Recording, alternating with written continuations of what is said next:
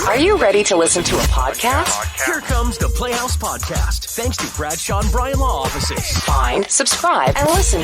Did you miss a show? Download the podcast now.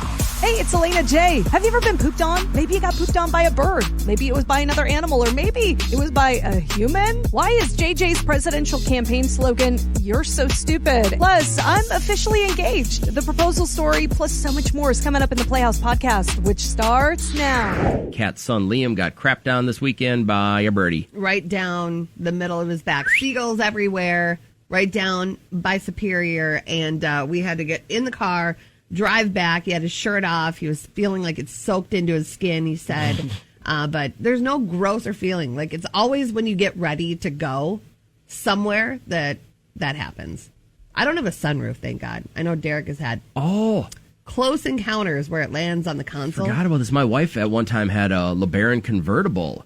And I remember more than once where I'd go to get in, and there would be bird crap in there. And luckily, it was just she just kind of kept wet wipes in there because it would happen all the time. Elena, never been pooped on by a bird? No. Never once in your entire life? No, I would start gagging. Yeah, it didn't bother me because I think we had pre-wedding beers at one of the local taverns. Yeah. So by the time I got crapped on my tuxedo, it really didn't bother me. My wife was a little bit more embarrassed than I was. Kendra, time for you to up the game this morning. Tell me about the getting pooped on story, please. It wasn't me. It was our daughter's father. She was first born, and he went to change her, figuring be nice, let me relax. He can change her diaper. He went and grabbed her little legs, and just as he went to wipe, she shot it out down his nose, down his face. Down his nose, did you say? Yeah, it was all over his face, and it wasn't. It was that first baby poop, like the meconium thick tar stuff. Yeah. What kind of angle was he at? I get it. Guys want to make sure they get every little crease and nook and cranny, but I can't imagine what kind of position he was in to get it up the nose. Yeah, it was bad. He was gagging. He was choking. I woke up and I was like, what's going on? He goes, he just crapped on me. Oh, my God. And the way I'm hearing you talk about him means he's not in your life anymore? No. Yeah, and so you're happy about this now? Yes. Yeah, that girl. Right? Sounds like a guy that can't hang, and that's all right. He's Thanks, out. Kendra. We appreciate you. Yesterday, pull up hot off the lake and got to get to a baseball game. The doorbell rings. The dog goes nuts. And standing there in a weird white coat was a dude with an insulated bag wanting to make a salad on my front porch and then sell me this salad maker. That's a new one, though. How easy would it be for you, sir, to make a salad a healthy decision for your family every night? I'm like, I'm not here every night. We're at the baseball field most nights or at a hockey rink, so no. And I'm like, you got to get the hell up off my porch. And I go, really, seriously, though, you got to go. And then I said, you know who really likes salads is Jack right there. He goes, that house? I go, yeah, that one with the solar panels. Get that guy. I go, okay. And he's going to tromp on my lawn. I go, hey! Off the lawn! That's what sidewalks are for! Okay, thank you. And he kind of had that awkward giggle on his voice or whatever. And so, 30 minutes later, we'd already left for the baseball game. I text Jack. I get the middle finger emoji back. I'm like, did you buy a salad? So I wanted to know, what was the last thing somebody tried to pitch you door to door, Elena? What was your doorbell rang, your dogs went nuts, and then you looked outside and they were selling you what? Well, it wasn't the last thing. I've had nobody actually come to my house here in St. Cloud, which is really nice. But back home in Grand Forks, this woman shows up wearing this like ugly sweater thing. Now, this is like February-ish. Mm-hmm. So Christmas is already passed. And she has this huge red sack behind her. And it's filled with all this wrapping paper like sticking out. And I'm thinking, what the heck is going on here? She was selling wrapping paper. Oh, it was the leftover stuff. She didn't want to store it, so she was selling it for half price. Yeah, but she had this little like book thing that had other wrapping paper in there. Yeah. But I was just like, I'll go get my mom. So yeah, luckily my mom could take care of that. But she was just like, what the heck? Am I supposed to store all of this for like an entire year until Christmas? Kat, what's the last thing? New one. Last thing somebody tried to pitch you on your doorstep? Was that girl? She was drinking the cleaning fluid. But then I remember one time, Liam was maybe 3, and I had the slip and slide set up in the back. I had the garage door open in the front. I had the back garage door open. He went into the garage to grab something, and then I hear him start to talk, and I'm like, oh, I got that weird kid that talks to himself. And then so he starts walking through, and he goes, no, so my mom is in back here. And shows this guy to me. Through your garage. This guy followed a 3-year-old into my garage, into the back, to talk to me about those meat kits. You know, the meat boxes that you get, like the tenderloin medallions that are wrapped in bacon and then maybe some seafood legs and stuff like that. They had the weird truck, like it had fallen off a semi and they put it on ice and they're trying to sell it to you now? And I fell for it. $80. $80. Is that the stuff you got sick off of, too? You did, didn't you? No. I didn't get sick off anything. I thought you got sick off I left seafood in the back here. Oh, that was it. Yeah. I just want to know, the last time someone was at the door and they were trying to pitch you something, you know, how did it all go down? Now, this is a different angle, Kendra. What was it? My boyfriend's a taxidermist. We always had Jehovah's Witnesses come often. Right. He answers the door with a bloody knife. They decided not to stay around to talk. That'll get the message across. I got no quarters for you, but I have been cutting up dead animals in the back, so you want in on this? Something my dad would do. How about the Kirby vacuum? Did you ever get tempted by that? No, I didn't get the Kirby. I'm trying to think of anything else. I did the magazine kids came by a couple of times. Yeah. The Boy Scout popcorn. I'll always pay for a Boy Scout popcorn. A lot of high schools like to do the book of savings.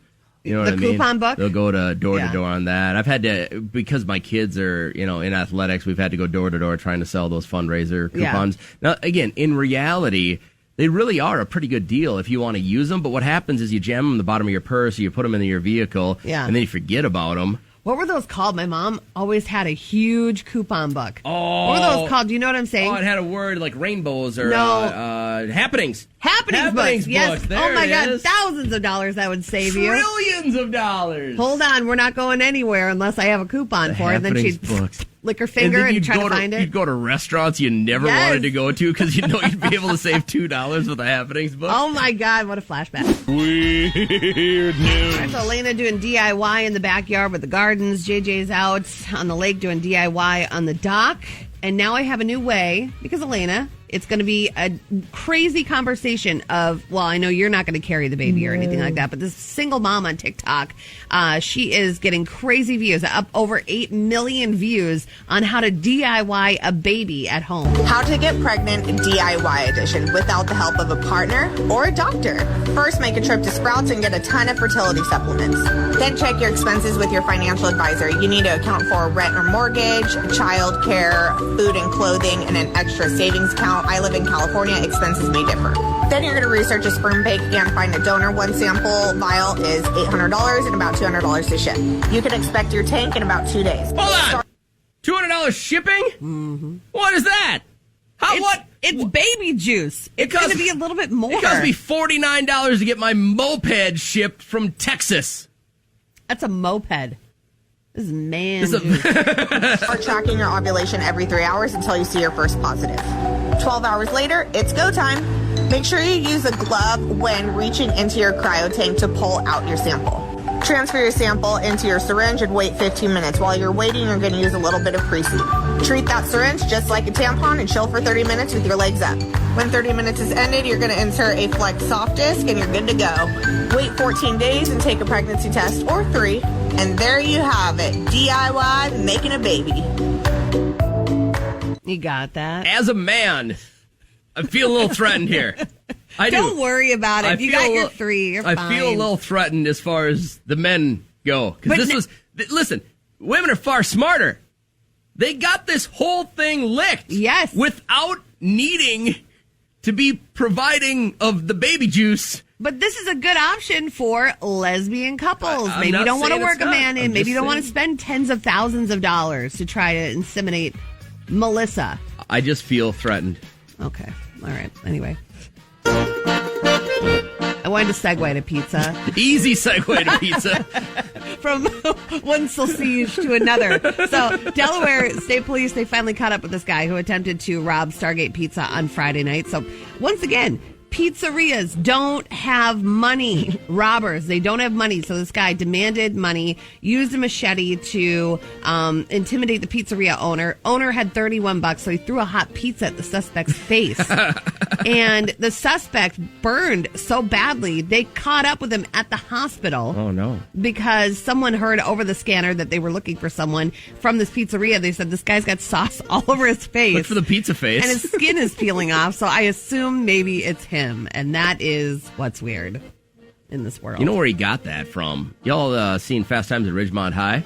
Half of it. You know, at the very end, what's his name? Judge Reinhold is working at the Quickie Mart or whatever it's called, the Quick Trip thing, and a guy goes to rob him, and he takes a hot pot of coffee from behind him and throws it in his face, and it stops the robber. And next thing you know, Hamilton, he got you are such a boomer. Completely promoted because of it. Who throws a hot pizza, man? That's good looking out. Can you set the mood for me? Because I want us to start feeling the pressure. Getting out and voting, you're going to start seeing the PSAs from all of the celebs. They're going to push you in one direction or another. All I can say is do your research. All I can say is vote for who your heart and your mind feels like the best candidate is going to be. I'm not going to say what baseball field it is around here, but in dead center field, right next to the American flag, is a giant Trump flag. Is it? Yes. It's one of these itty-bitty baseball fields around here. Okay. And I couldn't believe it. That's crazy. But it's privately owned, obviously. Right. Do what you want to do. I don't care. But I had just never seen anything like that. I mean, I felt like I had played baseball at most of the parks in about a 5-state area. And just knowing that it was weird. It was just really weird. Imagine if you went to a football stadium. Yeah. If football got back on track, and hanging from the rafters was a giant Biden poster. Yeah. Would you just be like, what? Driving the back way to Hinckley, you saw a lot of Trump flags. And listen, that's your property. You do what you want. Yeah, knock yourself out, man. When people come by and like burn people's stuff on their property, that's so strange. But anyway, I wanted to get light on it, and I want us to find our presidential campaign slogan. Okay, so the criteria is your last name, 2020, and then the last thing you said to your pet. So you could either text it in. I would love for you to call it in. And if you don't have a pet, last thing you said to your kid. Okay, let's do ours. Let's start with yours, Kat. Okay. Kat would like your vote in 2020. Here's her campaign slogan. Well, since I don't go by a last name, I'm going to say Kat 2020, bait your own hook. There it is. I don't have a pet. That could be deep, man. That's the last thing. People could read into that. Read into it. Bait your own hook. Watch your own bobber. There it is. A fishing reference could lead to other people and a better life. You got my vote. You're going to legalize everything? I'm not going to legalize everything. All right. Then I'm going to wait to see what the other guy has to say. Alayna would like your vote this morning. Her campaign slogan is Hocus Fig 2020. Stop pawing my face. And that could go for a lot too. That could be like, stay out of my face. Get out of my face. How did you say your last name again? Hocus Fig. Hocus Fig. Yeah, she wants that last name. Don't know why. Oh man, that's love. Was she high when she said that? Hocus Fig. All right. I would like your vote. And I actually have two campaign slogans, and I want you guys to decide which one's better. One was from the pet.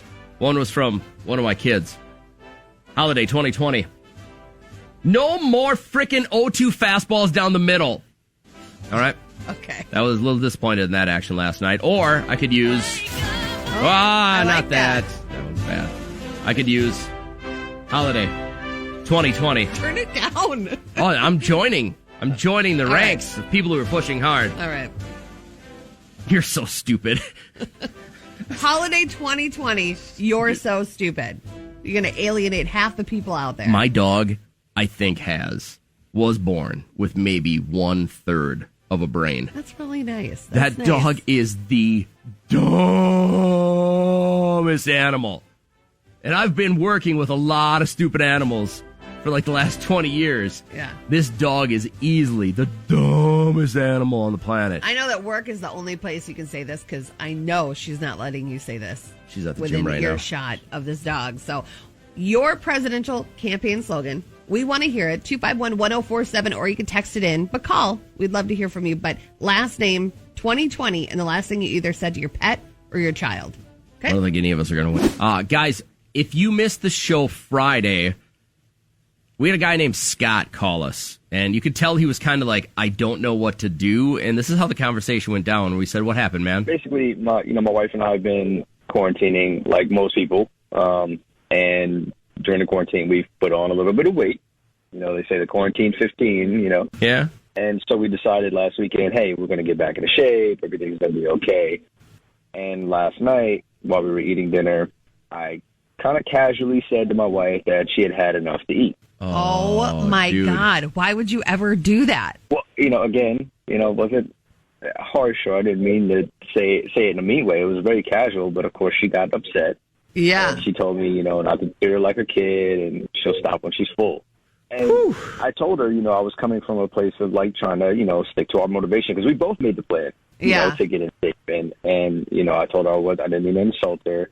And she, totally disagreed and said that I was being mean. And of course I apologized. And she, I expressed to her I didn't mean it. But I feel like if I'm a good partner, that's what I'm supposed to do is, if we make a plan, we need to hold each other accountable and stick to it. This is where I was like, yes, I think you're being a good husband. I think you're being a caring human being, and some people need a little tough love. Our world is filled with rainbows and unicorns and cotton candy and everybody being so just, you can't say anything that might be the least. There's a difference between holding someone accountable and being super rude and totally dismissing how they're going to feel when you say it. Do you think this was a rude action? I think it was very rude. Alayna? To move someone's food away? Is this rude? I think it's the tone of voice. If he's saying it the way that he said it, you know what I mean? Like, he sounded like he was just concerned, being like, hey. You're going to regret yo. this decision. But what I said was she wasn't on her third brownie. She wasn't on her fourth piece of pizza. They were having vegetable stir fry.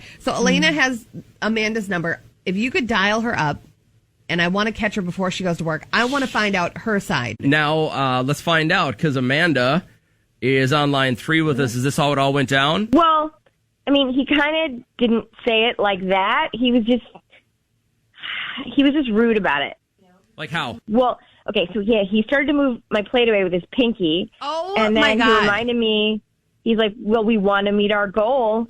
And I just feel like there's so many other ways that he could have said something. Mm-hmm. I don't know. It's not like I was on my 5th piece of pizza. Like, we had stir fry and brown rice. Like, I was hungry. Yeah, he didn't say you were on your 5th helping. He said you were on your 2nd bowl of veggie stir fry. I am literally trying to find any way that I could justify what he did or how he did it. Is he like that, like pretty bossy all the time, or are you just seeing it now? This is kind of new.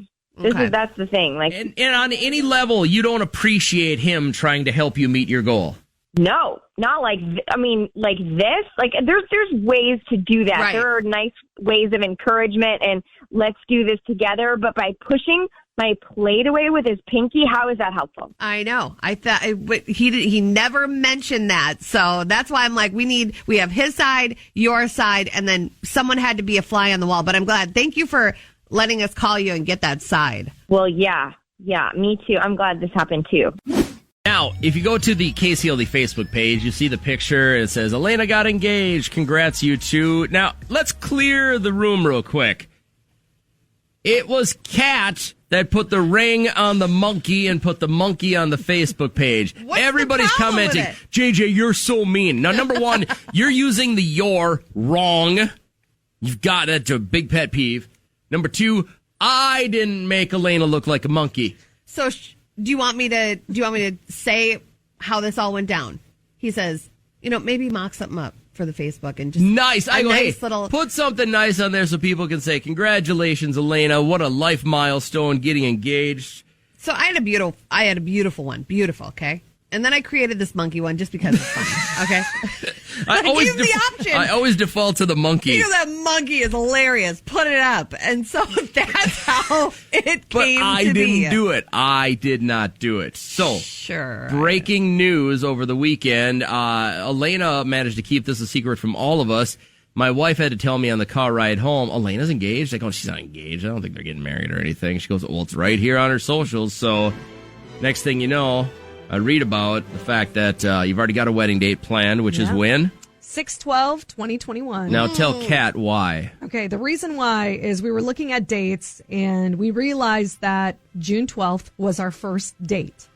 And it happens to fall on a Saturday next year, so boom. There we go. There it Okay. is. Yeah. Nice. And you will be having your nuptials Where? In a barn where? In Bemidji at my parents' lake place. So they have this 5 acres in the back. It's all cleared out, and they're planning to build a Quonset, kind of like a pole barn thing in the back. And so hopefully that'll be done. If not, we'll have at least the cement down so we can dance on there. And are we invited? Nice. That would be really awkward. Yes, if we weren't. you're invited. Okay. Obviously. We've already made our list. Like, even if we all get fired before then, we also get to come to your wedding. It'll be like a Playhouse reunion. Yes. You guys remember when we used to work together? That was so great. You have everything set. It's been 48 hours. Well, we talked about it before. We kind of knew what we wanted. We had picked out our rings together. I wanted to make sure she got what she wanted. She wanted to make sure I got what I wanted. And then we both had to figure out our own proposals. But you've been wearing your ring for a while. I have, yeah. I've been wearing my band for a while. You've been wearing your ring longer than Kat has, and she's been married for a long, long time. I wore mine on vacation this weekend. So I want to know, can I plan the bachelorette party with your sisters? Yes. Can I help them? I feel like you might just plan it.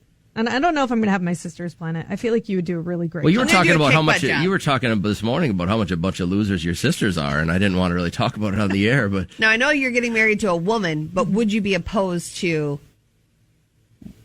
things that are shaped like wieners at your bachelorette party? Why would this even be a thing? Because it's a bachelorette Wouldn't party. you want things that are shaped like boobs at her bachelorette party? I could make a boob bunt cake. Yeah. Okay, perfect.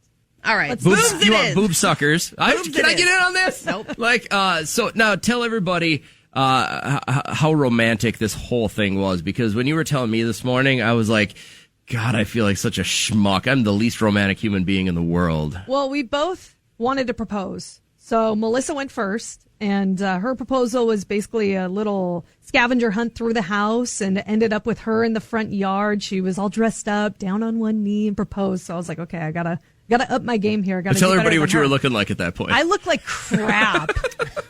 Like, I think I was just still wearing my little boxer shorts. Like, I just woken up. My hair was all, like, disheveled. I looked like a mess. But was there somebody there to capture that moment? No, thank goodness. Okay. No photos at that point. But, yeah, so I was like, I have to do a better job. So I came up with this whole video, iMovie video, photos, videos of us, little words in there, telling her how much I love her and stuff like that. Yeah. And nothing as sappy as the damn 3 squeezes thing, though, right? But they do it.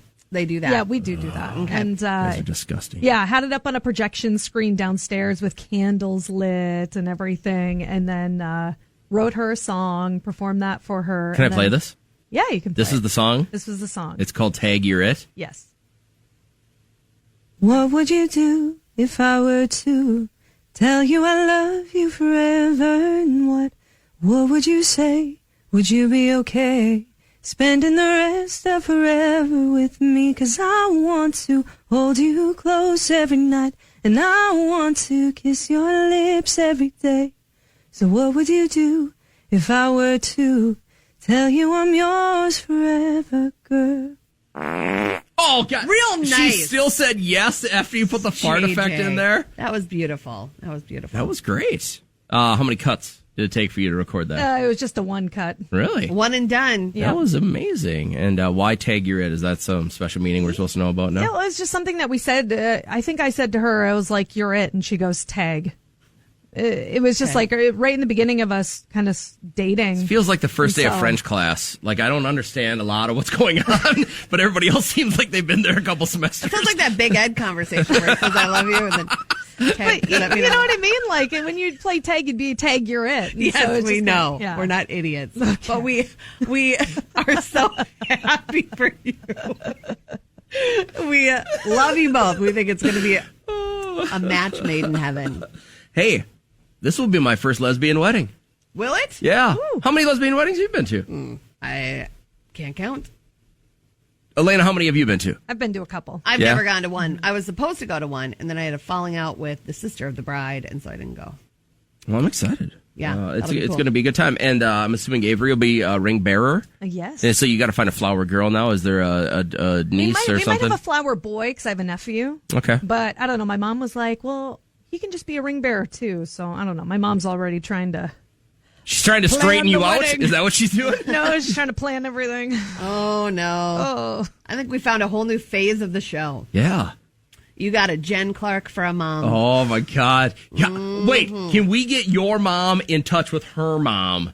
What good will come from that? It will be amazing radio content to hear the amazing storm of judgment that we're not prepared for. Love it. Well, congratulations, guys. Podcast. Download the podcast. The Playhouse Podcast is made possible thanks to Bradshaw and Bryant Law Offices. Catch the live show weekdays from 5:30 to 9 on 104.7 KCLD. Now, share this with a friend. Immediately. And hey, we have more podcast episodes available, so go check them out right now. Do it. Come on, do it. Seriously, do it.